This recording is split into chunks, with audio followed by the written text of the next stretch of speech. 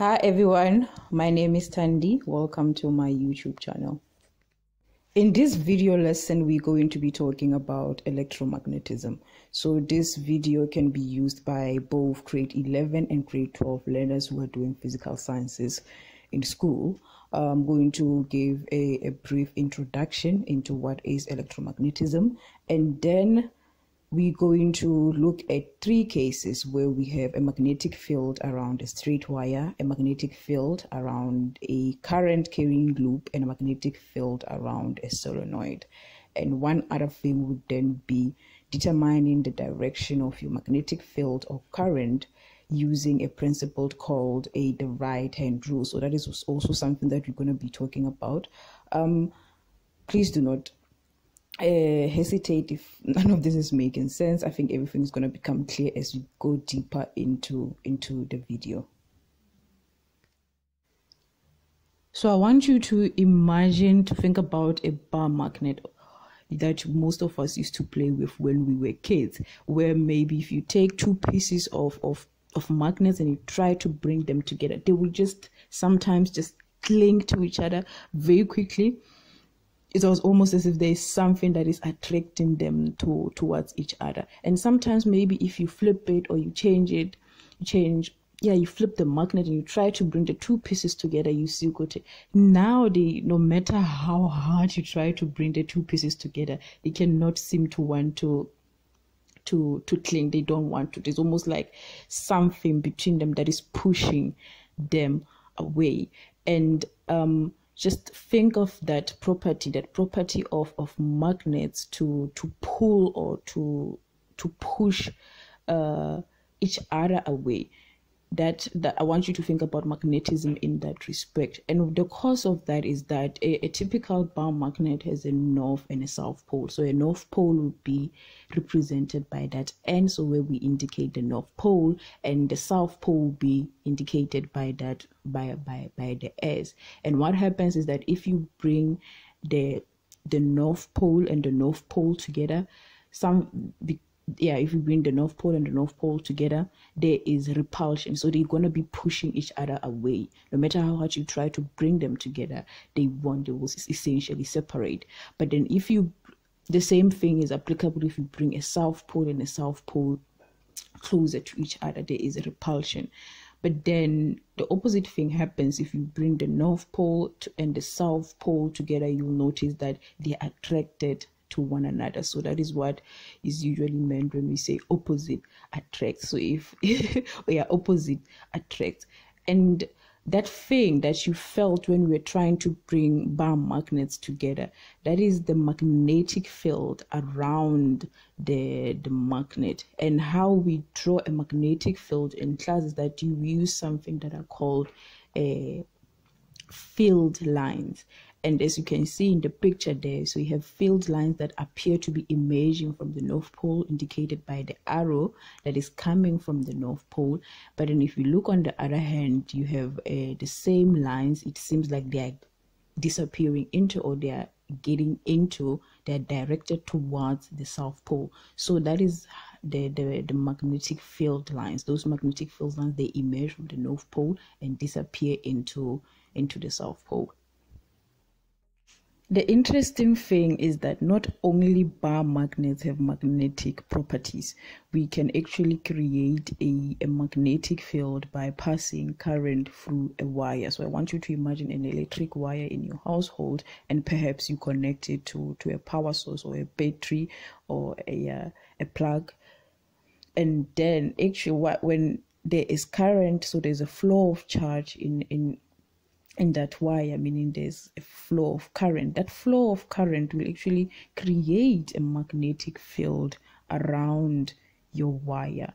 And the second thing would then be that if you have a wire, you're not connecting it, that is actually not connected to a power source, so there's no current flowing through that.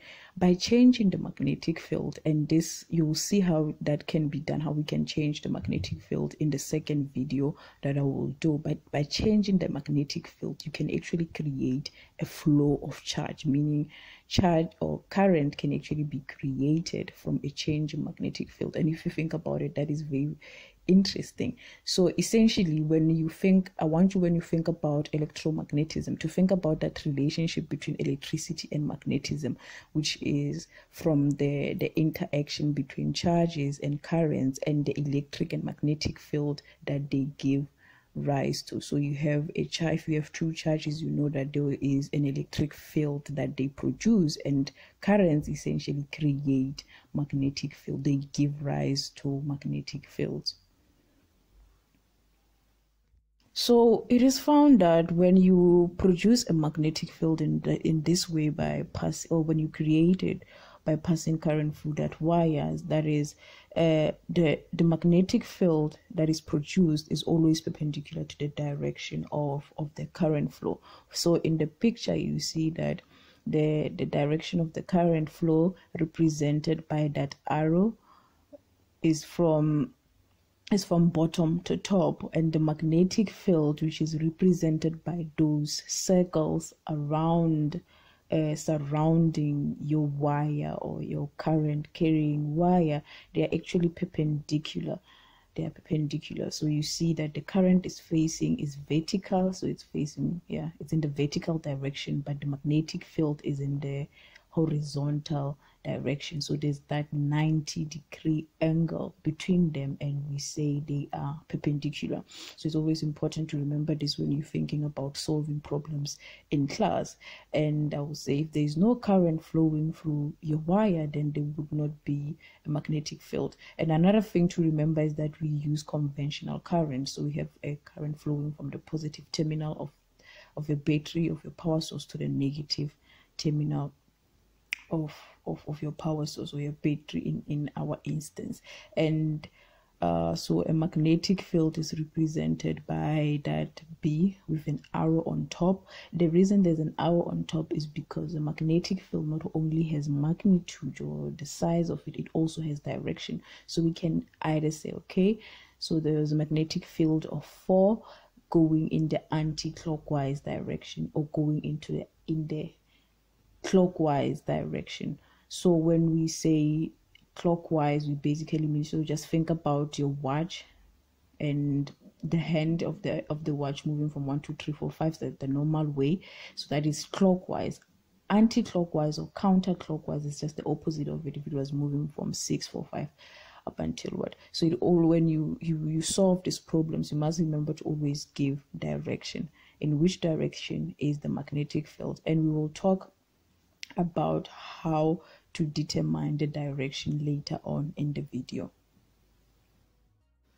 How can we visualize this situation whereby we have a current passing through a wire and we have a magnetic field or magnetic field lines around it? So I want you to hold a pen in your hand and imagine that pen to be like a wire that has current through it, and the tip of your pen would then represent the direction of the current, and your fingers curling around this pen that you are holding, that would essentially indicate the magnetic field lines, the magnetic field around your wire, or in this case the magnetic field around your pen that you're imagining it to be a wire.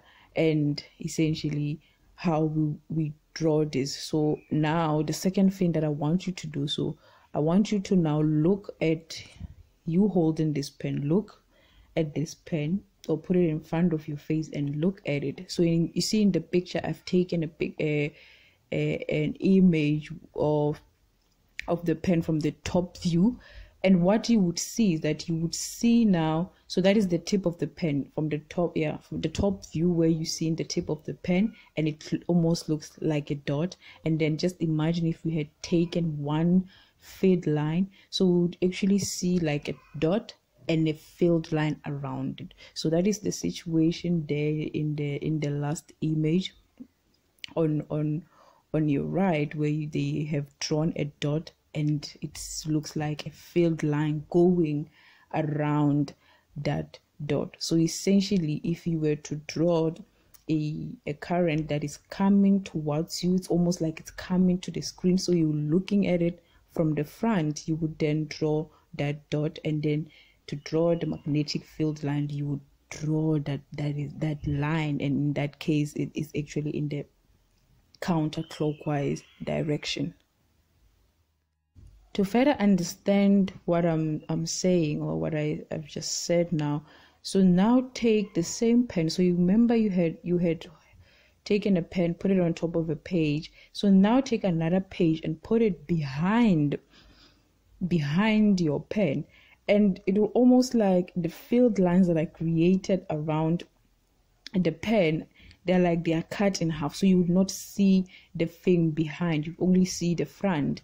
And where the magnetic field, so on the one side it will be like the magnetic field is coming, so you're looking at it from the front, and what you see is it'll almost be like a dot. And on the other end, at the end of the semicircle, almost like the magnetic field is disappearing there, because remember it's moving in the anti-clockwise direction. So it seems to be emerging from there, and we represent that with a dot, and it seems to be disappearing on the other side, and that is represented by an X. So how the easier way to remember this convention is to basically imagine like a dart, if you familiar with a dart. So it's that thing where you're shooting it, so if you're looking at the dart moving towards you, if someone was to hit you with this dart and it's moving towards you, you would see like a dot. So that is like the magnetic field coming towards you. But then if you were shooting it towards a board, you would see the end, which looks like feathers.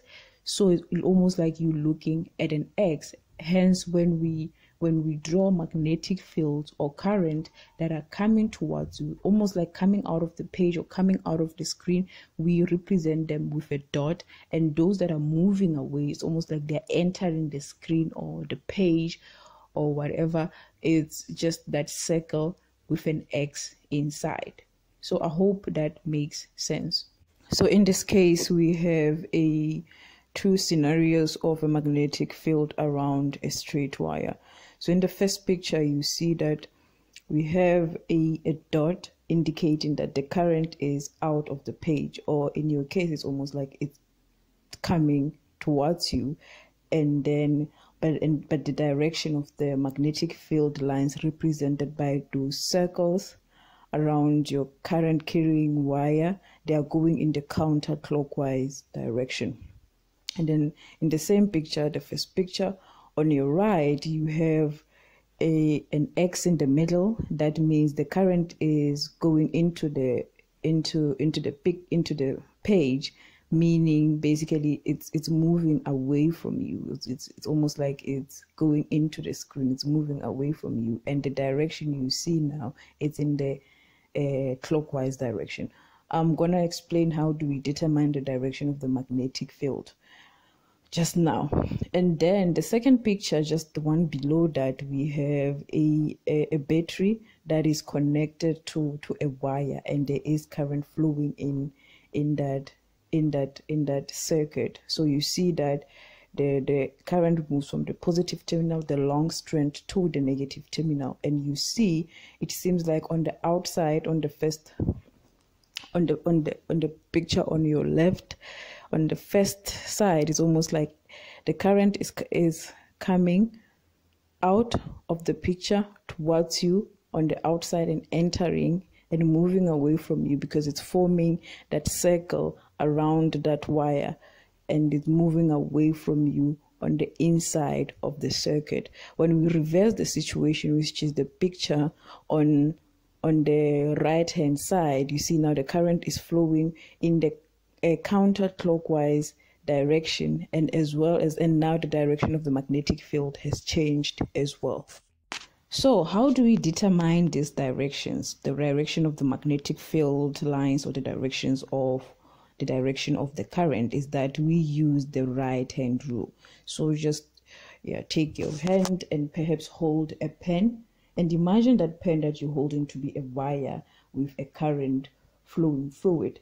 So now the your fingers will be curled in the direction of the magnetic field. When you curl your fingers around this wire, they will be curled. They will show you what is the direction of the magnetic field, and your thumb will be pointing in the direction of the current flow. So basically that is how you would determine the direction of the magnetic field, or the direction of of of the current. And you can even go back a little bit and see if the cases that we treated just now, if that right hand rule is applicable. So you just always have to be careful to make sure that you use your right hand, otherwise you're gonna get the wrong direction. Even if you turn your hand upside down, then you have the current pointing downwards, but now the direction of your magnetic field is now in the clockwise direction. So that is basically how you would determine the direction of the magnetic field or the current. In this case, we no longer have a wire, a straight wire, but then we have a wire that is forming a sort of a loop.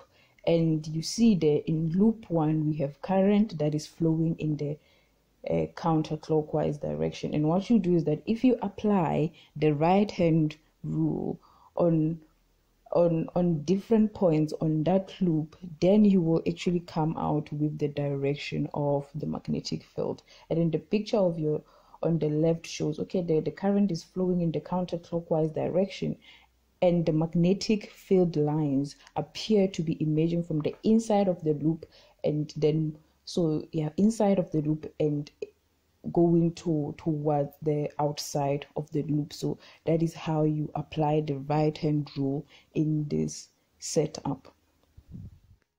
Additionally, you can use a variation of the right hand rule where you say, okay, I want my fingers to be the ones that are following the direction of the current in my loop, and then my thumb in this case would then be pointing in the directions where the field lines will emerge. And that is the situation that we have showed. So that the red loop, there will be the current, and your fingers there would be showing the direction of that current, and my thumb in this case is pointing at the direction in which the magnetic field is emerging. So this situation is similar to when you consider a bar magnet, where the field lines emerge from the north and towards the south pole. So it's almost like you have created a magnet just by passing current through this loop of yours. If we then decide to say, okay, so now let's add a number of loops. So we no longer have just one loop, we have a number of them. We add them together for maybe, let's say, 10. What that is that you actually create what we call a solenoid. So a solenoid is a cylindrical coil of wire that acts as a magnet when an electric current flows through it. So even in this case, we still use the variation of the right hand rule, where my fingers would be pointing in the direction of following the direction of the current, and my thumb will point towards the direction where the field lines will emerge. So now you see that magnetic field around the solenoid is similar to the magnetic field pattern around a bar magnet, which had a north and a south pole. I hope this is making sense, but if it's not clear, please do not hesitate to leave your question or any comment in the comment section, and I will try to attend to them as soon as I can. This brings us to the end of part 1 of electromagnetism. So the second video that I'm gonna do will just carry on from where we stopped on your magnetic field around the solenoid, and we're gonna just go deeper into Faraday's law, and you will actually see how to solve some of the problems that you may be asked in class about Faraday's law and and electromagnetism. So remember, like I've said at the beginning of this video, this is primarily aimed at grade 11 and grade 12 learners who are doing physical sciences in class. So please share the video with a learner that you think might benefit from it, and also please subscribe, like, share, comment. Everything is welcome. If you don't like the video, dislike, that is also welcome. But also, any comment that you might have where you think I might improve and all of that stuff, please do not hesitate to do that. And lastly, I'm gonna leave my social media details so that you can follow me or add me on the various platforms. And yeah, thank you for watching the video. Let's talk again next time.